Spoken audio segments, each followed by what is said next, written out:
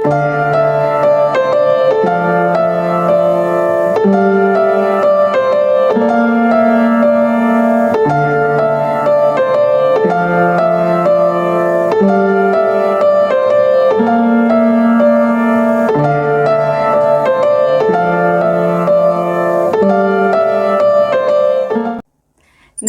मु शताब्दी आज आपण सहित शेयर करने जाऊँगी गोटे पुलावर रेसिपी जोटा कि कुकर रे आ बहुत कम समय ता सहित यहाँ बहुत हेल्दी और टेस्टी सहित मु जो रेसिपीटा मो स्टाइल शेयर करी मु केमिति बनाए सेटा थोड़े देखि नियंतु केमिति लागला वीडियोटा जानिबा पई मते कमेंट करके बिल्कुल भूलिबेनी ताले विदाउट वेस्टिंग टाइम वीडियोटी चैलेंज स्टार्ट करबा।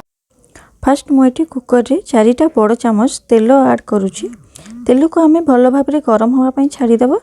तापर मुझे ऐड कर गोटे मुठा काजू माने जोटा कि पाखापाखि 25 ग्राम हम काजू को गोल्डन है पर्यंत भाजी नवा।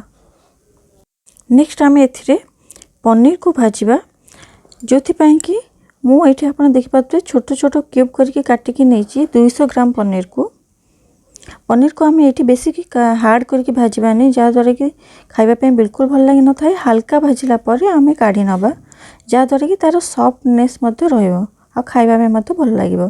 सेम तेल में मुझे ऐड कर 3टा बड़ स्टिक दालचीनी 3टा गुजराती लवंग अलैच ता सहित तेजपत्र एवं गोलमरीच तेल रे गोटा मसला भल भाव में भाजी होगला आम ए ऐड करवा परिवार ये आप देखिपे मुझे कौन कौन नहीं मुझे परिवा को मीडियम साइज रे स्लाइस करी नहीं मुझे नहीं गोटे फूलकोबी 3 भाग भागटे बीन्स 10 टा 15टा गोटे मीडियम साइज गाजर आउ ता सहित मुझे ऐड कर मीडियम साइज रो गोटे प्याज को स्लाइस स्लाइस करके काटी नहीं आ गोटे मीडियम साइज कैप्सिकम परिवार साइज में बेसी बड़ रखिनी कि बेसी छोट करनी जहाँद्वारा कि खावाई जो आम पुलाव टेस्ट रे मध्य डिफरेंस आसी थाए। नेक्स्ट मुझे परिवा अनुसार लुण ऐड करछि तो ये मुझे पाखापाखि अध चामच छोट चामच अध चामच लुण ऐड करी भाव में खोला करके आम 5 मिनिट पर्यंत परिवा को भल भाव में भाजी नवा। परिवा भाजी है मुझे भाजिकी रखि पनीर आ काजू को मध्य ऐड करी नहीं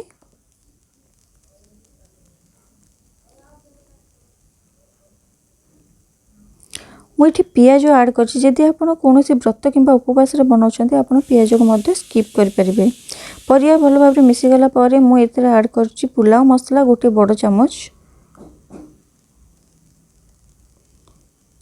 आ मसला सहित परिया भल भाव में मिसईदेवा।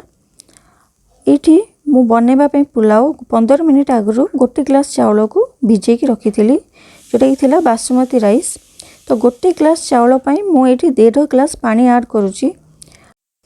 पानी भल भाव में फुटीगला मुझे ऐड कर आउ हाफ चामच लुण आउ भिजे रखि चावल पानी फुटला ही सब चावल ऐड करेंगे नहले भातटा लगी जाए माने जहाँ भी आप भात कि पुलाव जहाँ भी बनाते से लगिज।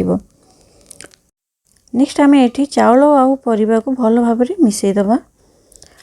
तापर आम कुकर कवर लगे नवा आउ ताको मीडियम फ्लेम रे 2टा सीटी पर्यंत बसवा आउ तापर गैस ऑफ करके कवर न बाहर करके किछि समय पे कुकर को से भाव में छाड़ी नवा।